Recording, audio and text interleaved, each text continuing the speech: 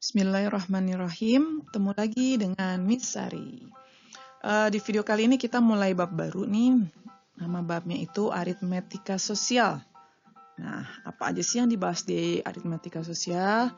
Khusus di video ini, Miss akan bahas mengenai nilai keseluruhan dan nilai per unit gitu ya. Lalu ada masalah jual beli, jadi kita akan bicara tentang harga beli, harga jual, lalu untungnya sama ruginya. Oke, simak baik-baik ya.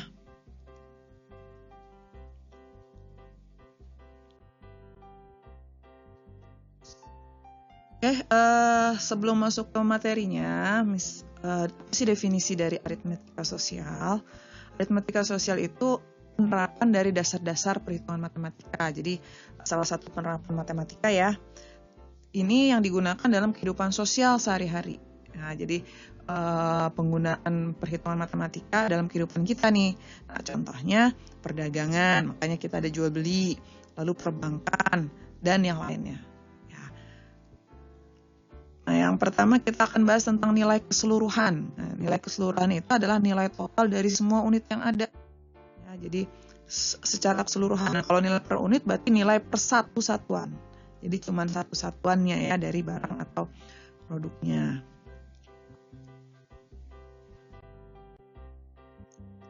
Nah, contohnya ini soalnya. Harga sebungkus roti tawar yang berisi 12 buah roti adalah 18.000. Jadi ada 12 roti harganya 18.000. Ditanya pertama berapa harga satu buah roti. Nah, ini berarti yang ditanya adalah harga per unitnya ya, jadi nilai per unitnya. Nah, lalu yang kedua, jika setiap orang memakan 3 roti, berapakah yang harus dibayar untuk 20 orang? Nah, berarti nanti kita diminta untuk mencari nilai keseluruhan ya. Pertama, kita cari dulu harga satu roti. Nah, ingat konsep perbandingan ya, bahwa yang ditanya kita taruh di atas. Yang ditanya satu roti, maka 1 per, nah yang diketahui 12 roti, maka 1 per 12 dikali 18.000. Hasilnya adalah 1.500. Nah, 1.500 ini merupakan nilai per unitnya. Lalu bagaimana cara mencari nilai keseluruhan? Jika ada 20 orang yang makan roti masing-masing 3 buah, maka kita mau mencari, ini ya berarti ya 20 orang yang masing-masing 3 roti, maka 3 dikali 20. Nah, yang kita taruh atas 3 kali 20, jadi 3 roti dikali 20 orang per 12. Per 12 ini adalah yang diketahuinya, harga 18.000 itu kan per 12, dikali 18.000. Nah, hasilnya adalah 90.000. Maka 90.000 ini merupakan nilai keseluruhannya. Nah, dua cara ini sebenarnya untuk mencari ini. Karena yang di bagian pertama kita sudah tahu harga satuannya 1.500, maka boleh juga 3 dikali 20 dikali 1.500. Hasilnya sama. Jadi 60 dikali 1.500 hasilnya pun 90.000. Nah, ini sengaja Miss pakai cara yang sama gitu ya. Jadi yang ini 1 per 12, ini 60 per 12 supaya kalian tahu perbedaannya. Jadi ketika satu satuan maka satu yang di atas, ketika mau keseluruhan maka yang di atas itu nilai keseluruhannya gitu ya. Jadi perbedaannya gitu. Ketika nilai per unit maka 1 per yang diketahui. Kalau nilai keseluruhan berarti seluruhnya itu ada berapa, terus dibagi yang diketahui. Oke, mudah ya itu mencari nilai keseluruhan dan nilai per unit. Nah, selanjutnya tentang harga beli, harga jual, untung dan rugi. Nah, mengenai harga dulu. Harga beli itu nilai yang dibayarkan seseorang untuk mendapatkan suatu barang. Jadi yang bukan hanya waktu membelinya. Jadi ketika kita misalkan membeli sesuatu lalu kita reparasi dulu, kita servis dulu, gitu, kita perbaiki dulu, maka totalnya itu menjadi harga beli. Modalnya kita. Nah, sedangkan harga jual itu nilai yang didapatkan ketika menjual barang. Gitu ya. Nah, itu harga beli dan harga jual. Lalu bagaimana tentang untung? Nah, untung itu kita dapat jika kalau kita jualnya lebih tinggi dari kita membelinya, ya. Jadi kalau harga jualnya lebih tinggi dari harga beli maka untung. Nah, berapa besar keuntungan yang didapat? Nah, berarti selisihnya. Jadi harga jual dikurangi harga beli. Nah, kalau diminta berapa persen keuntungan, maka tinggal kita bandingkan nih untung dibagi harga belinya, karena yang ditanya untung maka untungnya yang di atas nih ya, per harga beli. Nah, modal yang kita keluarkan dikali 100%. Nah, ini kalau untung. Bagaimana kalau rugi? Nah, rugi berarti sebaliknya. Jika harga belinya lebih tinggi dari harga jual, maka dia rugi. Ya, jadi modalnya lebih gede daripada yang dia dapatkan. Berapa besar kerugiannya? Nah, selisihnya juga harga beli dikurang harga jual. Kalau ditanya persen kerugiannya berapa? Sama ruginya yang di atas ya. Jadi selalu dibandingkan dengan modal awal yang dia keluarkan, harga belinya. Nah, ini konsepnya. Sekarang perhitungannya bagaimana? Nah, ini ada beberapa contoh soal yang Miss berikan. Pertama, bagaimana kita menentukan besar untung atau ruginya? Nah, contohnya ini. Toko buku Samudra membeli 100 eksemplar buku dengan harga 375.000. Nah, jadi dia beli 100 buku, total harganya ini 375.000. Nah, jika seperempat dari jumlah buku itu dijual dengan harga 4.000, jadi harga jualnya beda-beda nih. Yang seperempatnya dijual harganya 4.000-an, sisanya dijual dengan harga 3.500 per eksemplar. Berapa untung atau rugi toko tersebut? Nah, jadi belum tahu nih untung atau rugi. Nah, kalau untung besarnya berapa, kalau rugi besarnya berapa? Nah, pertama yang diketahui, kita tulis dulu. Harga belinya 375.000. Harga jualnya, nah karena berbeda, maka kita pisahkan. Yang seperempat dari 100, ya 100 ini total bukunya ya, itu dijualnya 4.000. Maka seperempat dikali 100 dikali 4.000. Sisanya kan berarti 3/4-nya. Sisanya itu 3/4 dikali 100 dikali 3.500. Nah, ini ditambahkan lalu hasilnya 362.500. Nah, kalau kita bandingkan nih, ternyata harga belinya lebih besar daripada harga jualnya, maka dia rugi.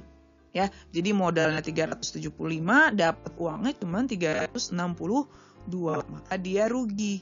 Kalau rugi, maka perhitungannya gimana? Kerugiannya adalah tinggal kita kurangi harga beli dikurangi harga jual. Jadi 375 dikurangi 362.500. Maka besar ruginya adalah 12.500. Mudah ya. Kita coba soal lagi. Masih menentukan besar untung dan rugi. Nah, ini ayah membeli sepeda bakas dengan harga 2 juta. Kemudian diperbaiki dan menghabiskan biaya 150.000. Nah, jadi setelah beli terus diperbaiki dulu. Setelah 1 tahun digunakan, ayah menjual sepeda tersebut dengan harga 2.500.000. Tentukan besar untung atau ruginya ayah. Nah, kita tulis dulu nih. Harga beli berarti 2 juta tambah 150. Jadi ini modalnya dia. Modalnya dia 2.150.000. Nah, setelah 1 tahun dia jual dengan harga 2.500.000. Nah, kalau kita bandingkan kedua nilai ini, ternyata harga jualnya lebih besar dari harga beli, maka dia untung. Berapa besar keuntungannya?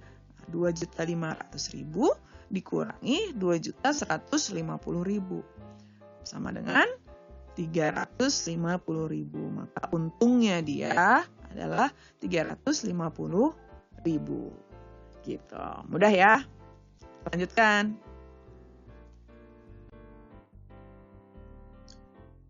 Masih menentukan besar untung rugi, tapi ini persentasenya. Nah, ini contohnya. Andi membeli 10 pasang sepatu seharga 400.000. Nah, jadi total pembelian dia nih 400.000. Lalu dijual eceran.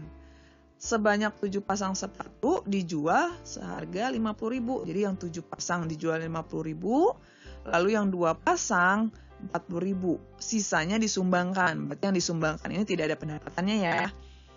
Ditanya persentase untung atau ruginya. Jadi kita belum tahu nih untung atau ruginya. Nah, bagaimana? Pertama kita tulis dulu.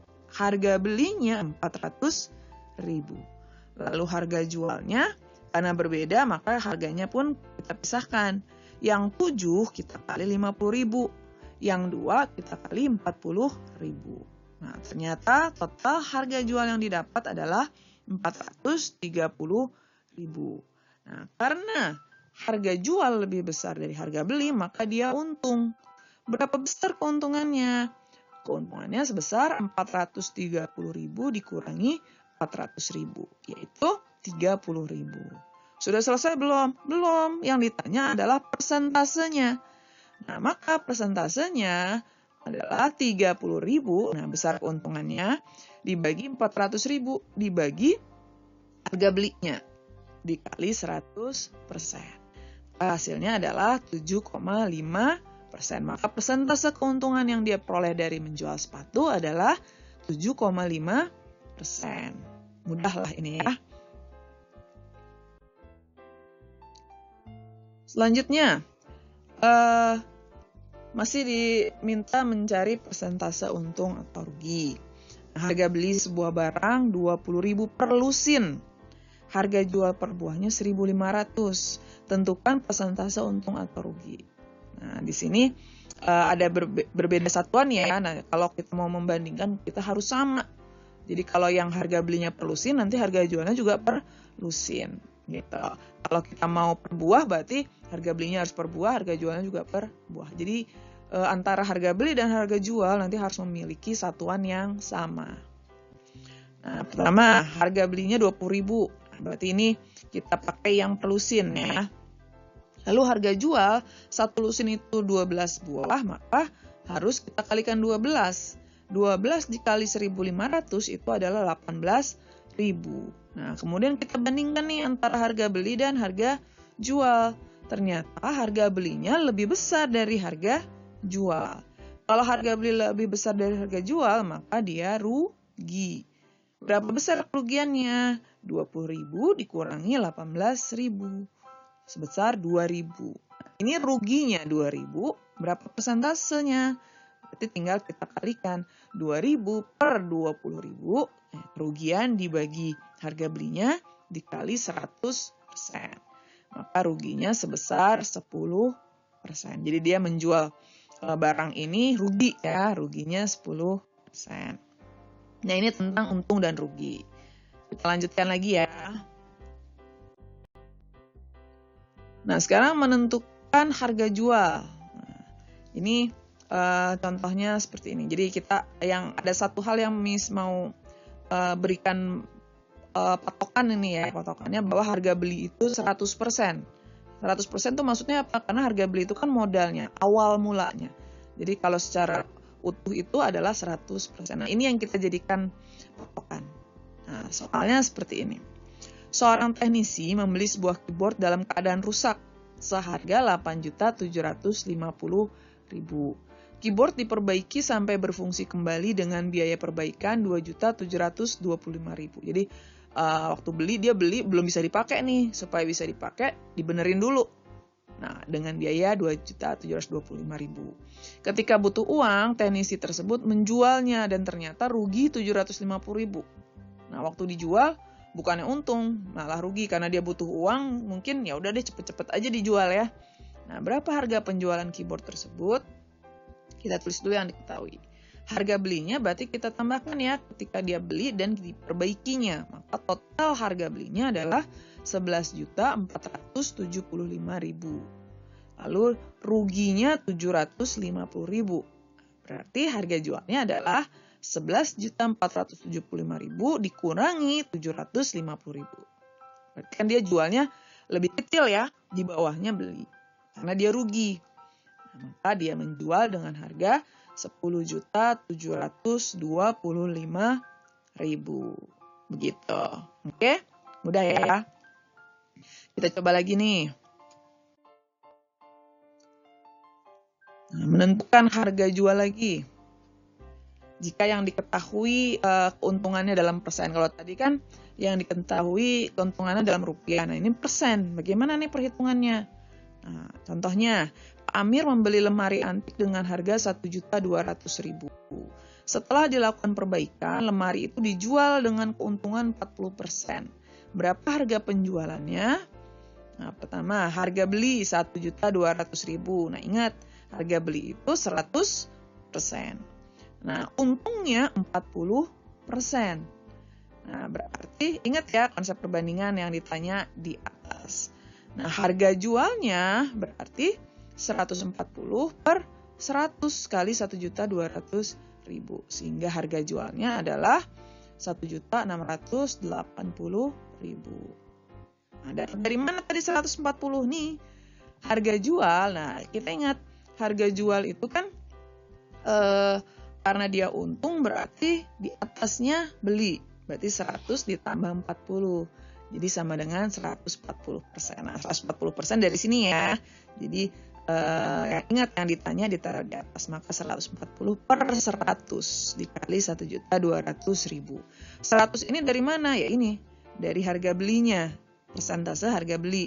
Karena yang diketahui harga beli, maka yang di bawah 100. Gitu ya. Jadi ingat, yang ditanya ditaruh di atas. Yang ditanya harga jual, maka 140-nya yang di atas.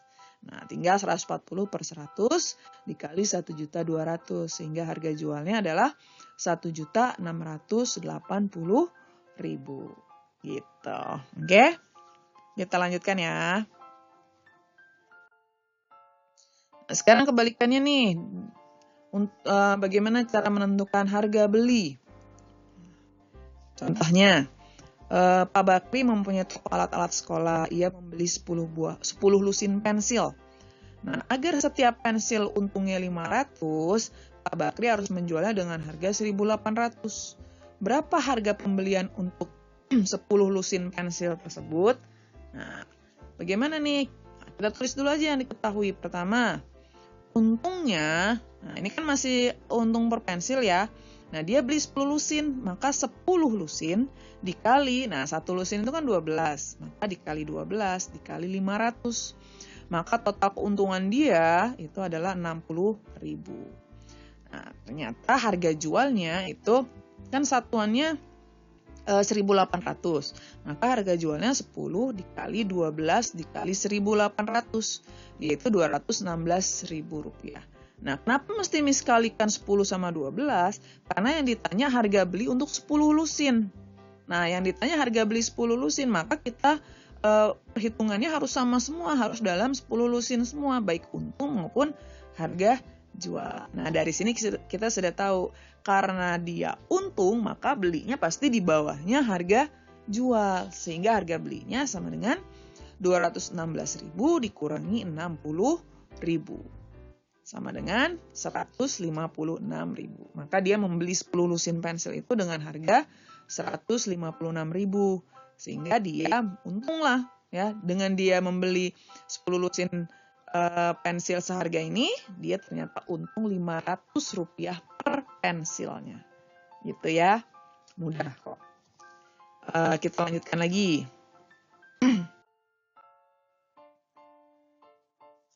Sekarang dalam persen nih yang diketahui rugi. 5%. Nah, masih konsepnya sama tadi ya, harga beli itu selalu 100%. Nah, Bu Lisa menjual perhiasan dengan harga 665.000. Jika dari penjualan tersebut Bu Lisa mengalami rugi 5%, berapa harga pembelian perhiasan itu? Nah, kita tulis dulu. Ingat, harga beli selalu 100%. Ruginya 5%. Nah, ingat konsep perbandingan ya. Nah, gimana nih? Jadi karena yang ditanya harga beli 100 per 95, 100-nya yang di atas. Nah, sama dengan 700.000. Nah, masih ingat bagaimana dapatnya 95? Nah, harga jualnya itu 95%. Dapat dari mana 95%? 100 dikurang 5. Kenapa?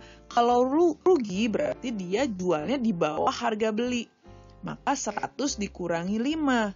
Sehingga harga jual 665.000 ini adalah 95%. Nah, berarti karena yang ditanya harga beli, maka 100 yang di atas. 100 per 95 yang diketahui harga jual. Harga jualnya 95%. Maka 100 per 95. Dikali 665.000, hasilnya adalah Rp700.000. Gitu. Mudah ya? Mudah kok ini. Pokoknya konsepnya cuman kalau untung berarti harga belinya lebih kecil daripada harga jual. Kalau rugi berarti harga belinya lebih besar dari harga jual. Nah ini kalau konsepnya udah tahu, sama satu lagi konsep bahwa harga beli itu 100%, lalu yang ditanya ditaruh di atas. Nah konsep itu aja yang dipegang. Mau bentuk soalnya seperti apa, insya Allah bisa.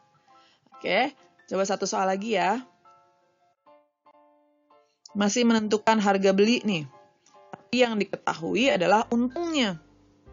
Nah, seorang pedagang menjual barang dengan keuntungan 15%. Nah, lalu keuntungannya yang diperoleh 45.000. Nah, jadi 45.000 itu adalah 15%. Ya, ingat harga beli 100% ya. Nah, untungnya 45.000 itu adalah 15%. Maka ingat dengan konsep bahwa yang ditanya di atas menentukan harga beli, berarti 100-nya yang di atas. 100 per 15.